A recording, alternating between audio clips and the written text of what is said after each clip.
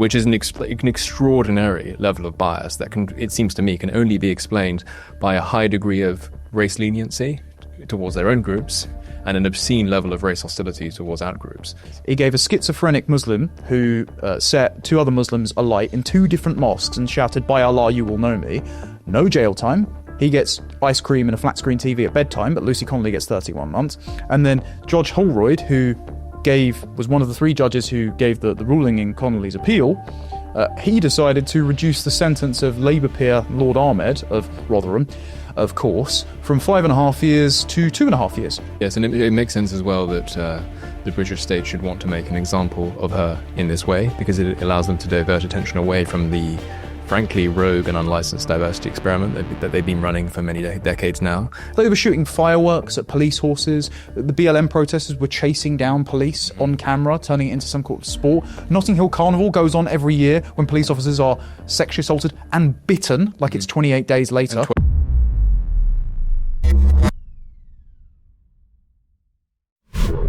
Hello and welcome to Deprogram. This is the NCF show where, as you should know by now, we do our best to fight back against the forces of ideological conformity, particularly among the young. I am Harrison Pitt. I'm a contributing editor at the European Conservative magazine, and I'm thrilled to be joined today, as ever, by Connor Tomlinson, one of the leading contributors at Courage Media and the man behind the Tomlinson Talks YouTube channel. And we, Connor, are going to be getting into a special episode, I suppose, just you and me for once. Yeah, I know. Nice and intimate. I think if you bring in a third party all the time, you don't have a marriage left. So. Exactly. So yeah, we need to work on things. Yes, and spend more time together. This is what we've been told, at least by the production team. And so we think something that does unite us unfailingly is anxiety over the crisis of free speech in Britain these days, and not just moaning about it, but talking about how we can set it right. This is, of course, particularly topical in the last week because Lucy Connolly, a mother with a spotless criminal record, I think a Conservative councillor, you did a very good Substack on this, which people should check out after they're done listening to this episode. But she has been denied a reduction in her sentence. She was, of course, involved in the whole post-Southport civil disorder to some extent. At least we'll get into that. And she's been condemned to serve close to another 3 years in prison simply for posting ill-advised rage rhetoric online. We appear to live under a state that subjects us to decades worth of, I would argue, illegitimate replacement migration, and then effectively orders us, on pain of imprisonment, to protest about this, if at all, in the most stylish possible manner. And if we don't, we face the chance of a prison sentence. Do you think that this can be said, properly speaking, to delegitimize the British state? Well, the police are operating as a kind of panopticon, looking at any and all opportunities to suppress dissent against mass migration and the subsequent multicultural management strategy, on behalf of preserving the unearned, pristine reputations of aggrieved minority groups. I mean, we've spoken about this before. This has been happening since 1999, where the Macpherson report declared the Met Police were institutionally racist. And ever since, especially in 2014, when they codified it in the hate crimes operational guidance, the police have taken it upon themselves to police the private, lawful thoughts of members of the public to prove their anti-racist bona fides. So even if you don't break one of many censorious laws like the Public Order Act of 1986 or the Malicious Communications Act of 1988 or the Communications Act of 2003 or the Online Safety Act or whatever nonsense Angela Rayner cooks up with her Islamophobia blasphemy board now, even if you don't break the law, you can still get a non-crime hate incident put against your name like a scarlet letter, and you can't get public sector employment. For Lucy Connolly, it was quite alarming because she was charged under the 1986 Public Order Act with intent to stir up racial hatred. And I remember when Toby Young was on the show, and he was saying that the Free Speech Union are doing FOIs to look into whether or not the conviction rates and guilty pleas are higher for the people that were arrested in the aftermath of Southport than the general population, because he's heard, and Lucy Connolly was one of these, Alison Pearson reported that in the Telegraph, he's heard that they got really bad advice from their solicitors saying, if you plead guilty, you'll be out by Christmas. So they were coerced, encouraged, as people that didn't have much knowledge of the legal system, to plead guilty so they can get home to their kids. And you mentioned that she's a mum. I mean, she's meant to be a mum of two, if it weren't for NHS negligence, because her toddler died because of an undetected health condition, and she got diagnosed with PTSD, understandably, her and her husband, Ray, who's the Conservative councillor in question. Oh, so she's not a Conservative councillor? No. She's the wife of the guy. Yeah, she's a childminder. Funnily enough, at her trial and her appeal, loads of the parents of the children, I think Bangladeshi, Jamaican, Nigerian, etc., came forward and said, well, what are you talking about? She's obviously not a racist. Yes. But this isn't racist in the sense that you and I as Christians would use it, which is arbitrary ethnic hatred, for example. It has nothing to do with morality. This is, you've criticized one of our protected characteristic minority groups, whether for unfair reasons or not, or have been seen to criticize them, because she didn't even technically do that. She didn't incite violence. She just said, do this for all I care. So very flippant. Yeah. And so if you're guilty of that, in order to preserve the failing multicultural narrative, well, off to prison you go. And you don't get any right of reply. Yes, and it makes sense as well that the British state should want to make an example of her in this way, because it allows them to divert attention away from the frankly rogue and unlicensed diversity experiment that they've been running for many decades now. And it becomes incumbent upon them, as they see it at least as a matter of prudence, to make sure that relations between groups are managed in the most sumptuous and smooth possible way once these groups have been imported. And because you have differential rates of ethnocentrism operating between these imported groups. And there is evidence of this. There is a 2007 Ministry of Justice report, which, as you may have seen and which some of our viewers may have seen, has been doing the rounds on Twitter lately. And I can't quote the exact figures off the top of my head, but I encourage people to check these out because what I'm about to say is roughly true. When you when you kind of break down the rates at which white jurors send white defendants to prison and send non-white defendants to prison, white jurors are actually more likely to send a white defendant to prison than a non-white defendant. When you examine the jury habits of non-white jurors, they are inclined to send white jurors to prison at 76% rates, while white defendants to prison at rates of 76% and non-whites to prison at rates of around 36%, which is an extraordinary level of bias that it seems to me, can only be explained by a high degree of race leniency towards their own groups and an obscene level of race hostility towards out groups. So when you have that sort of those differential, and that strikes me as a pretty definitive way of capturing these levels of ethnocentrism, because if you're unable to leave your tribal grudges at home when performing a public service, a civic service, a civic duty as monumental as jury service, then it's not as if your ethnocentrism is going to be relaxed in other contexts. So you've got those incredibly differential levels of ethnocentrism running between different groups in the population. The host population is quite mild in its ethnocentrism.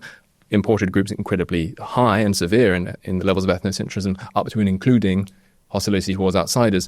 In that context, a state that's trying to manage relations between these groups, even if they don't subscribe to the whole, which obviously many of the state officials do, not least among lower magistrates, subscribe to the whole kind of DEI you need to actively correct for alleged systemic injustices, just as a way of kind of managing day-to-day life, it becomes incumbent for you to concede more to the imported highly ethnocentric groups than to the other one, than to the host population, because you can trust that the host population, they might have the odd Southport, but they're going to be few and far between, and it's basically manageable, and we can weaponize psychological taboos against them. But in the case of these imported groups, you need to be much more sensitive, and you need to deal with them not in an impartial way, but almost like diplomats trying to quell an organic uprising. Well, this is why the communities have to have their community representatives. Indeed. It's why, in the aftermath of Southport, for example, Keir Starmer amassed a room full of Muslim community leaders, including people who downplayed the grooming gangs as the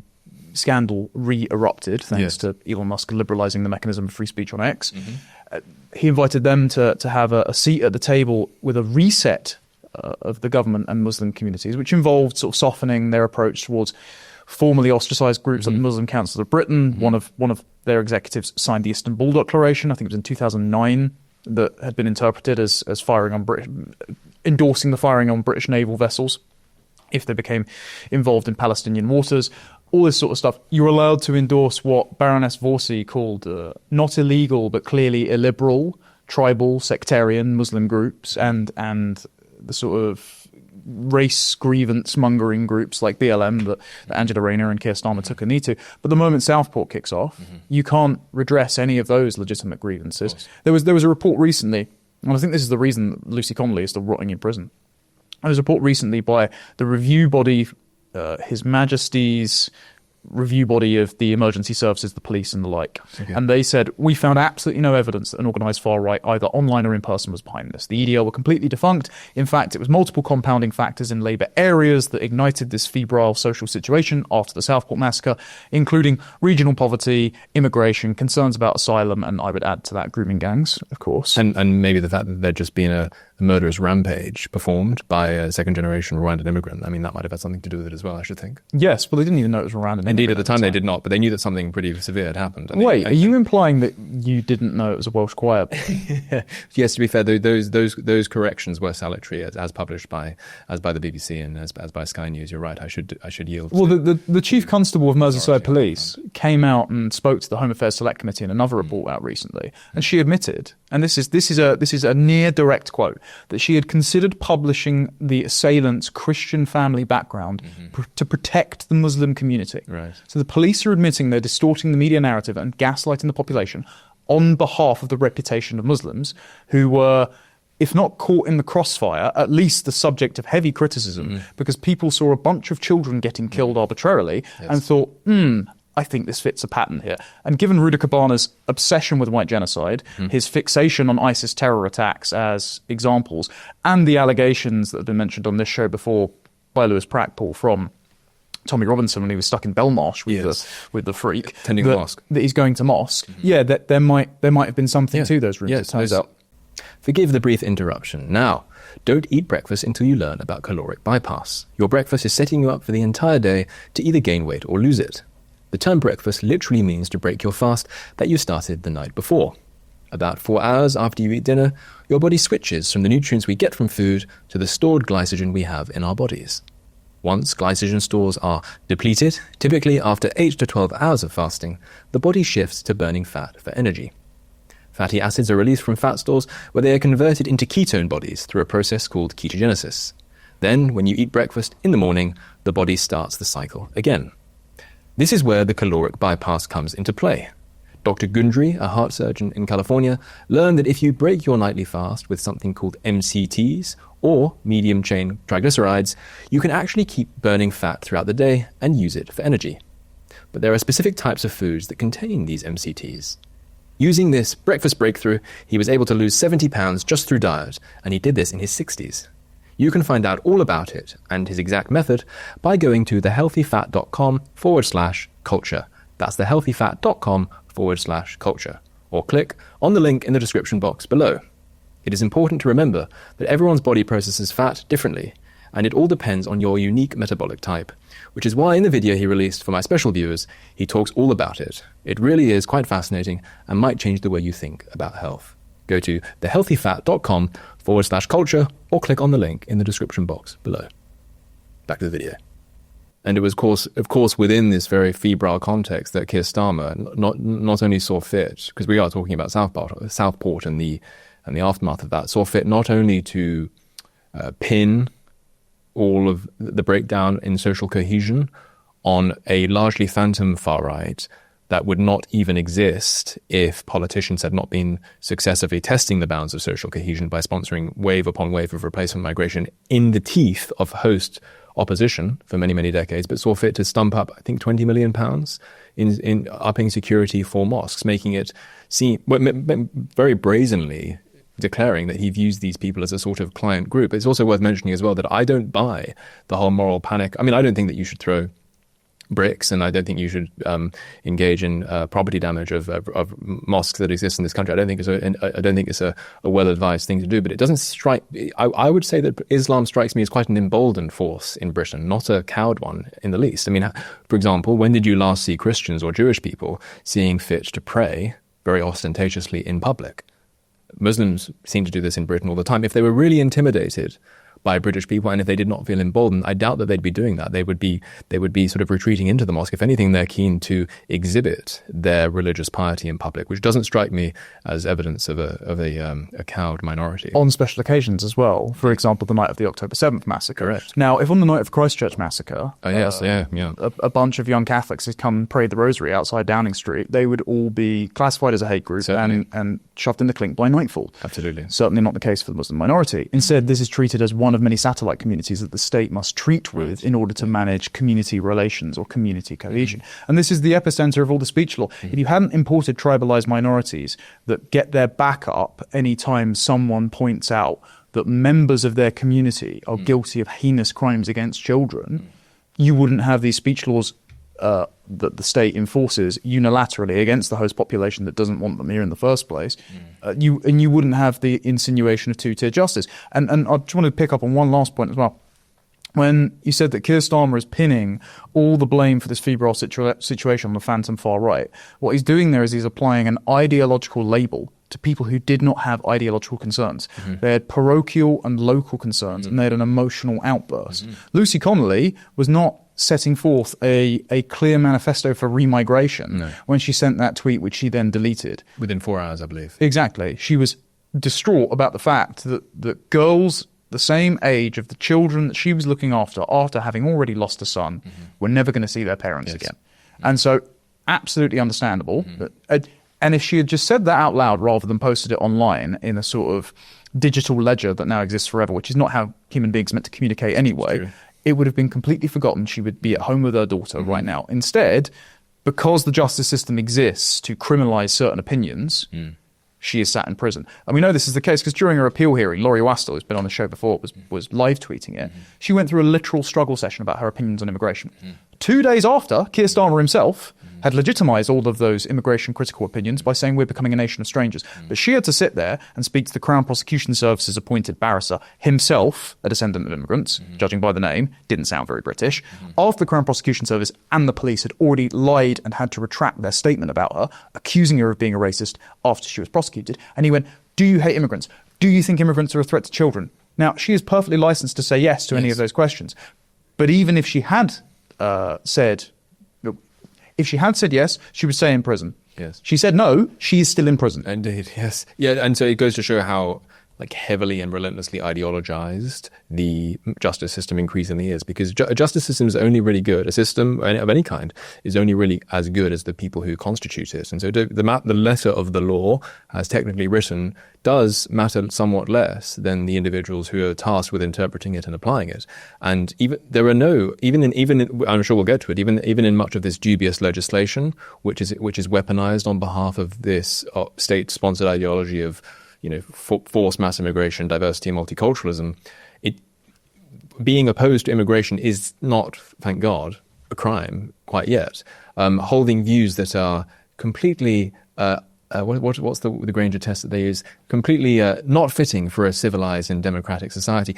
When the judges are handing down their sentences and quizzing defendants in this way, as they often do, particularly when they've already pled guilty, so it's just a judge on defendant affair rather than a defendant on a jury affair, they will give much of the game away. They will say things like, people with abhorrent views like yours have no place in our society. They will quiz them on what they think about the average net immigration rate should be. None of this is relevant even to the elements of the crimes under which these people are being prosecuted. Are you aware? And yet they kind of filter this into their verdicts and into their questioning, and I think that goes to show that they have been relentlessly ideologically captured over the last 20 to 30 years. Are you aware that at the start of Connolly's sentencing, Judge Melbourne Inman, who was appointed after the closed-doors judicial appointment process went through under Tony Blair, he began his verdict by saying, Britain is very fortunate that we are a diverse and inclusive society, and I value that very highly. Yeah. Therefore, so Lucy Connolly is a prisoner of diversity. Now, this is the same judge who gave a non-British son of a millionaire who was boy racing around, collided with a car with an 11-month-old girl, permanently paralysed her until she died of her injuries a few years later. He gave him 18 months in prison. He only served 9 months. Yes. He gave a schizophrenic Muslim who set 2 other Muslims alight in 2 different mosques and shouted, "By Allah, you will know me," no jail time. He gets ice cream and a flat-screen TV at bedtime, but Lucy Connolly gets 31 months. And then Judge Holroyd, who was one of the 3 judges who gave the ruling in Connolly's appeal, he decided to reduce the sentence of Labour peer Lord Ahmed of Rotherham, of course, from 5.5 years to 2.5 years. So he got the same sentence as Lucy Connolly for multiple counts of child sexual abuse. If it is clearly ideologically, racially and religiously biased, and a lot of this as well is fed through via guidance, because this is something we spoke about the Free Speech Union guys before. When it says racial and religious hatred. It doesn't distinguish minorities. Now, in the new guidance, the new Judicial Sentencing Council guidance that got squashed at the 11th hour, that did stipulate it was for minorities. But in application of the law, it's only ever on behalf of minorities. So we know that the ideological biases of the judges affect the application of legislation. It's like de Maistre's old point of where the law and constitutions only matter insofar as the people applying to them believe in the original reason it was written. Otherwise, they're a set of guidelines you just circumvent to enact your own ideological ends. I think it's also worth remembering the very febrile, or the already very febrile context in which this even more febrile event unfolded in late July of last year. We had ethnic riots in Hare Hills a couple of weeks earlier. There was a Nigerian man by the name of Anthony Esan who stabbed, I think the gentleman in question survived, but stabbed a British soldier who was on duty. He was either on duty or he was off duty, but he was certainly a very upstanding member of the host population. He was stabbed by this seemingly mentally ill Nigerian who probably had no business being here. And there was also, of course, the fact that a bunch of Pakistani good-for-nothings had punched a police officer, a policewoman, at Manchester Airport in the face, and their race-grifting lawyer had made a point of trying to, argue that they constituted two, modern-day Rosa Parks in the making, who deserve to be treated like who not only deserve to be treated by the law with kid gloves, but who merited the law taking their side in the whole affair altogether. And it turns out they'd been causing all sorts of trouble. And then the CCTV footage emerged because, of course, one of them it looked like he was kicked in the head, but he had been punching people first, and he had started trouble in a high security area like an airport where the authorities, they don't mess around in those sorts of contexts. And then the police started investigating the police officers. Indeed. And looking into who had leaked the CCTV. Indeed. And took ages to charge them. It was only after Reform brought a private prosecution against them that they bothered to do so. But originally they were let off without charge because a Pakistani mob gathered outside the police station. And the other thing worth mentioning as well is that in the fog of confusion on the day following Southport, when Keir Starmer went up there and wordlessly laid a wreath and then scarpered, was that while the vigil was going on, just up the road, another man had been arrested with a knife on his person, and people had thought it was a copycat stabber right before. That's correct. Obviously, people had walked up the road that the mosque was on and had their fallout with the police. So all of these tensions were incredibly high. They thought this was a spate of attacks. Ended up being an English chap for some reason was carrying a knife, but nonetheless, tensions are incredibly high. So this can't all be blamed on a few people posting the false identity of the Southport massacre perpetrator on social media. Yes, exactly. So we have a situation where whenever the often very violently expressed grievances of imported subcultures flare up, the police see fit, partly as a matter of just prudence and wanting to manage community relations, which is the more honourable motive, although I don't actually think it is honourable, contrary to what Tom Holland seems to think about the situation. It's funny how he can write an entire book about the conquest of the Islamic Empire across the ancient world and all the brutalities involved, and then think appeasing that empire when imported into his own borders is the noble goal. Oh, well, this is all in the rearview mirror now. Like Islam doesn't act as a strong motivator, as a strong god. Oh, yeah, we're not, these people we're not paying a jizya for all the tax redistributions to the 33% of Bangladeshis and Pakistanis living here who do not work at all. We're well past those old-fashioned tribal quarrels. They're blissfully downstream. Fortunately, no such place exists. No such place exists. It's physically impossible and logically impossible for any such place to exist. I mean, contrary to the fact that I think Tom Holland, even when he even ended up doing a Channel 4 documentary off the back of that. I forget the name of the book. What's it called? In the Shadow of the Sword. In the Shadow of the Sword. I think he did a Channel 4 documentary, and of course he had to studiously make sure that his travel arrangements in the Middle East avoided the fact that there were these sort of Wahhabis slashing people's heads, like sometimes 5 or 10 miles away, because he was trying to film in Syria and trying to film in Iraq. So he should be rather more awake to developments among the adherents of political Islam around the world, and indeed increasingly they're being imported into our societies. And it's foolish to think that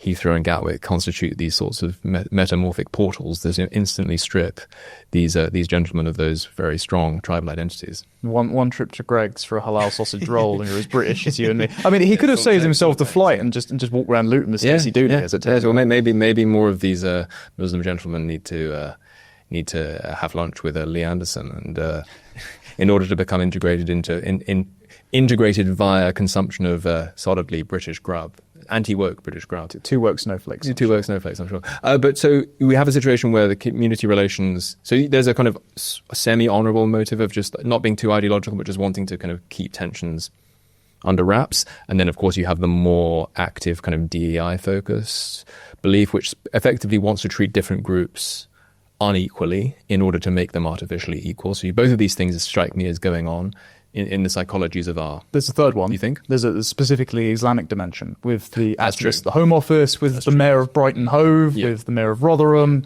unsurprisingly. Many of these institutions, in other words, have already fallen and see themselves as serving a different community altogether, not the impartial law legal system as such.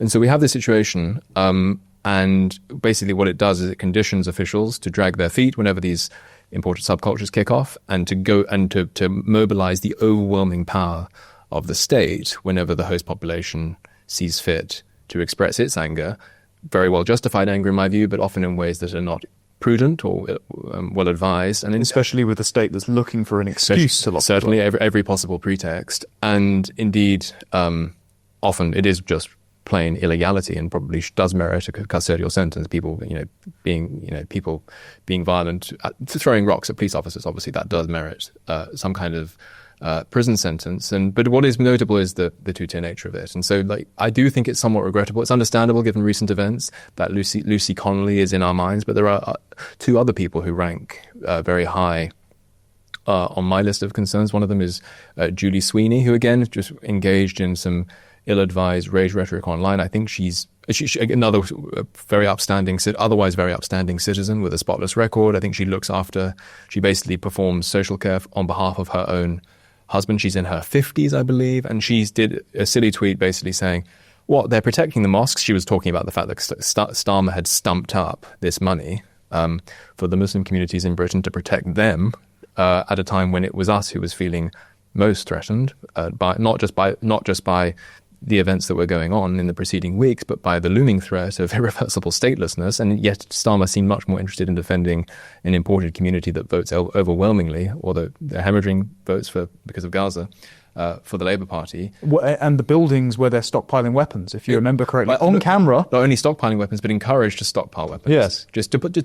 Do please deposit your machetes in the local mosque. Yes. And this was a... Gary, put your Brits and bats down, store them in the local Wetherspoons and come back for them later. And I think we had Lincolnshire police as well. It was either Lincolnshire police or Warwickshire police. Or it was one of these constabularies which basically said, yes, we've been having some conversations with community elders and community leaders just to try and work out what... Was it the one that said Shalom Aleichem? Not quite. Gosh, this tells you just how bad our police officers are these days. I should not be having to learn Arabic in my own country. Exactly. It's so absurd. Some people like this person, Rakib Hassan, as well, but I remember him as well. He gave Farage a bit of a lecture because Farage, in recounting what went on at Hare Hills, like Rakib Hassan says... it was at the same time as Hare Hills when wasn't it those Bangladeshi men were running through the streets of Elephant and Castle with sticks? I believe it was Hare Hills, but either way, it doesn't matter because let me just say the example and then because the point will stand either way. I believe it was Hare Hills, but you're right. There was I forgot about that Bangladeshi uprising that occurred in Whitehall the week after. Yes, you're right. But what happened is that Farage commented on the way correctly. This was a good intervention on Farage's part. The way in which we are increasingly hostage to as a settled culture and population to events that are going on thousands of miles away, because immigrants, when they come here, certainly when they come here in huge numbers, as they have been doing for 20 to 30 years, they don't assimilate at all. They don't see our culture as being inextricably theirs. They see themselves as a separate people within Britain, not a people of Britain. And as such, they remain, as I would if I went to Japan, probably, because I would not shed my Englishness and become Japanese overnight. I would continue to care about Britain. These people, likewise, continue to care about the Romani Gypsy community, or they continue to care about Bangladesh, or they continue to care about Kashmir. And these people sort of, there was one of these sort of spontaneous uprisings because there'd been some coup in Bangladesh or whatever the hell had happened. And Farage got some of the details about what had been going on in the subcontinent slightly wrong. And Rakib Hassan, who seems to be one of these sort of self-appointed sane heads on how to manage multiculturalism. And of course, he has regime-issued body armor because he is himself a member of, he's one of the more reasonable minorities, it must be said, but he has sort of a special license to speak about these things in the way that you and I, as white British gentlemen, don't, although I like to think that is changing and that we are no longer feeling the need to hide behind minorities. Rakib Hassan wrote this rather patronizing piece lecturing Farage for getting some of the details wrong about what was going on in the subcontinent. And as you're saying, it shouldn't be that goes to show how that doesn't invalidate Farage's position in any way. All that goes to show is that we shouldn't even be in a situation where Farage should need to be well briefed on the intricacies of the geopolitics of the continent in order to talk about what's going on in Leeds. I'm sick to death of trying to pronounce like Farsi surnames from all of the illegal migrants that keep breaking into the country committing crimes. Like I shouldn't be on camera trying to garble my way through this gibberish. Exactly. Because I just shouldn't be here in the first place. There's a local council election around the corner, right? I better read up on what's going on in Sudan so that I can understand the intricacies of what people are going to be voting about. So this was a complete own goal. Speech from Urdu. Exactly. And this is where another way in which Enoch Powell would be useful, given the fact that he did learn 13 languages or so he probably would be well briefed. But it doesn't behoove Farage to be well educated about the subcontinent. It behooves our political class that has been importing people from the subcontinent for so many years not to do so. And then we would be able to talk about potholes and other things rather than Palestine or the Bangladesh or whatever it might be. But anyway, we have the situation. So Julie Sweeney hasn't been mentioned. She engaged in another ill-advised bit of rhetoric, and she's still languishing in prison as well. Wayne O'Rourke as well. Wayne O'Rourke. Tell people about Wayne O'Rourke. Oh, okay. So he was convicted for incitement to racial hatred because he tweeted out the false identity. That's right. Of who the Southport perpetrator. Before we knew it was Axel Cabana, it was this fake news website that was run by a Pakistani national that, strangely, Pakistan did not prosecute, despite being the epicenter of online misinformation that supposedly sparked these riots off, where it was like Ali Akshati or something like that, a Syrian asylum seeker that doesn't exist. He posted that, and he had blamed the Muslims for the Southport massacre. Now, again, as we've just said with Axel Cabana, at least Islam, the ownership of an Al-Qaeda training manual, the obsession with the London Bridge and Manchester Arena attacks, it was a compounding factor. Mm-hmm. So in a way, he's technically correct, and he has not been given such an appeal. And then, of course, the fatal example of this is Peter Lynch. Oh, yeah. Peter Lynch, who 61-year-old granddad, who did nothing violent at a protest which escalated in Rotherham to actual property damage. Yes. And he just shouted at the police, calling them traitors. And scum. Yeah, and accomplices to child endangerment, which in Rotherham, fair. Yes. I mean, more people in Rotherham have been arrested for that specific riot than the grooming gangs themselves, and shoved into a prison system with a target on his back, thanks to the Prime Minister calling him far right, and Sky News crime correspondent saying there will be Asian gangs inside that know how to deal with these people. Shoved into a prison system that's run by a group that call themselves the Muslim Brotherhood, because they're not very creative with names, see Muhammad. The pressure got too much to him, it seems, and he took his own life. And I'm not an overly sentimental type, but I was rereading some of the details of that recently, because I didn't like, God bless Lucy Connolly, but I didn't like some of the excessive focus on that, and I thought that I should. I thought that some of the other cases would repay close study, and it brought a tear to my eye thinking about the families left behind. Yeah, the families left behind, and the experience, like what he must have been going through in that moment. I mean, he's basically lived under a state that has persecuted him either indirectly or directly in every single possible way. And then when he complains about it in what I regard as a perfectly legitimate fashion that the law should take no interest in whatsoever, he finds himself banged up with remarkable swiftness that really does reflect the insanely oikophobic ideological prejudices of the British state. And it's worth, again, his example. So his situation does bear comparison with similar ones when it hasn't been members of the host population so much as members of imported subcultures. I mean, we talked about those Pakistanis earlier who punched a policewoman in the face and then decided that they would try and play the victims because they thought that the police had been a little bit too aggressive with them. There was a Pakistani mob arrayed outside of a police station. Peter Lynch was technically part of a big mob of people outside a hotel in close proximity to police. So these are comparable situations. And many of these Pakistanis were themselves saying that they were going to burn down this police station. Peter Lynch said no such thing. He just held up a sign. I can't remember what the sign said, but it wasn't directed the World Economic Forum on it. So unless Mike Graham was sentencing him to prison, then it's an absurd. And there's thing no to do. reason why Peter Lynch should have been. And he shouted obscenities at police, exactly what these Pakistanis were doing. And I also remember during the BLM protest, people would make on the left of politics would make a very strong point of saying that, well, it's not all violent. Many of the people at these protests are just holding up signs, and while you may disagree with the signs, they're not violent.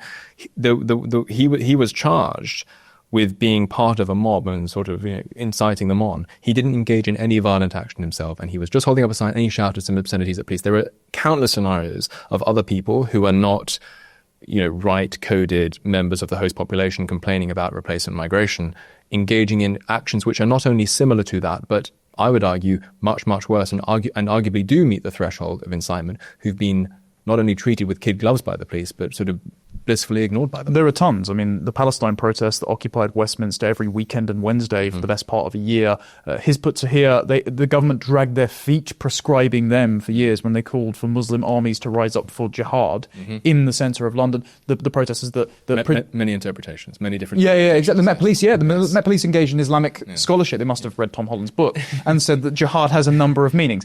It doesn't. It means war, by the way.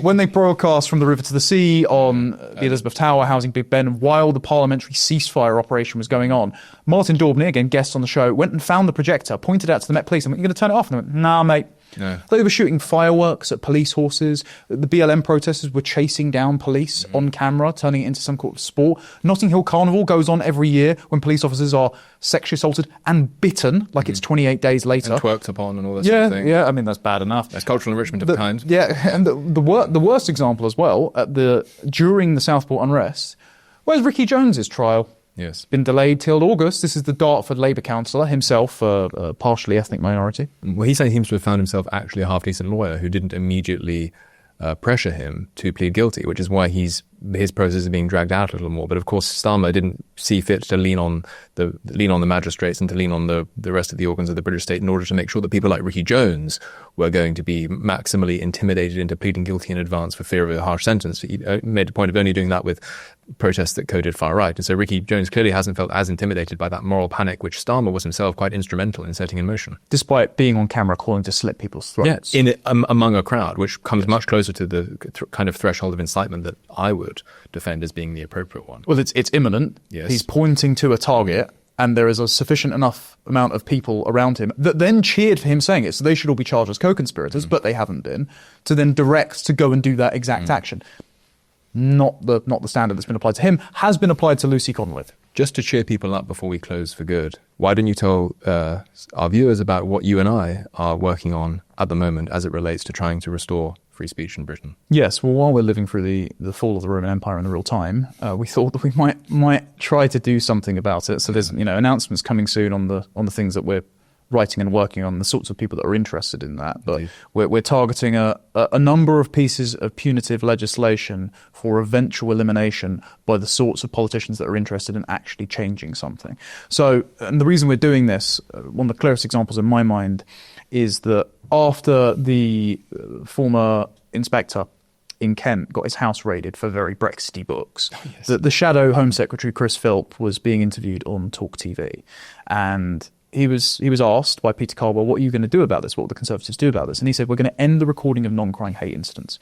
Now, that's been a salient thing in his mind because of the events of Alison Pearson and all of the good work by the Free Speech Union, but that wasn't a non-crime hate incident. He was arrested under the same piece of legislation brought in by the Thatcher government that Lucy Connolly herself was charged for. And I think that because the civil servants are so crap and so ideologically bankrupt, they don't provide ministers with proper briefings, most politicians themselves don't understand what pieces of punitive legislation people are being charged under. So hopefully we can draw up a list of all of the pieces of legislation that needs to go, the mechanisms with which to do so, and the moral reasons for doing so, which they seem self-evident to us, but people are still very squeamish about inflaming community tensions.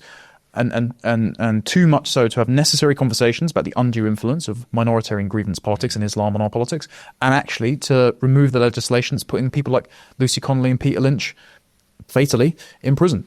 Yes, well, hopefully, I think we're hoping that some of that work, or some of the the solid groundwork for that work will have been laid by us by sort of early to mid-July. So hopefully we can maybe have a big name on the podcast at that time and talk about some of the practical steps that can be taken to restore free speech in Britain, both at the legislative level, which will of course mean fostering relations and establishing bridgeheads in Parliament. And we've been talking to some MPs at the moment who are sort of favourable to this point of view, but also trying to bring in some American weight, some Uncle Sam muscle. It was only recently, of course, that Charlie Kirk went on GB News and said that obviously, he has a direct line to the Vice President, J.D. Vance, who cares a great deal about the state, or the very sorry state of free speech, not only in Britain but in Europe as a whole. Perhaps we can get some neoconservatism on behalf of high IQ Anglos sooner or later, rather than these sort of forlorn attempts to try and establish the 13 colonies in Iraq and Mesopotamia and Syria. Maybe we can try and revive some of the habits that produced the 13 colonies in the 18th century. Also, the Catholic Hispanics like Rubio and the like that are operating in the State Department I know for a fact, are very concerned about this, especially the persecution of Christians for the crime of praying silently in their head for the souls of unborn babies. So I think that we have more than half a chance of being heard out. Yes, all hope is not lost. We may yet see a restoration of England's glorious free speech traditions and the sort of patriotic politics that it should enable. Well, Connor, it's been great. Just pleasure as always, mate. Us too. Why do we even bother? Yeah, quite so. Well, listen, thank you very much for joining me. And yes, thank you very much for joining us. We hope you enjoyed that special episode of Deprogram. We hope we didn't make you too miserable at the thought of the condition of England. And we hope to see you next week. Our mission at the New Culture Forum is and always has been to defend and celebrate Britain's history, culture and its people, and indeed Western civilization, at a time when both are under sustained attack. We have grown from small beginnings to become the country's most influential right-leaning cultural think tank. Our content is watched and read by some of Britain's most influential political figures. But now, we need your help. If you believe in what we do, then please do become a member. For as little as £4 a month, you can make a vital contribution to what we do. As a member of the NCF family, you will help ensure that we can continue to produce quality content online, such as our 3 weekly programs, Whittle, which is our flagship interview show, Newspeak, our panel discussion show, and Deprogrammed, which is targeted at Britain's youth.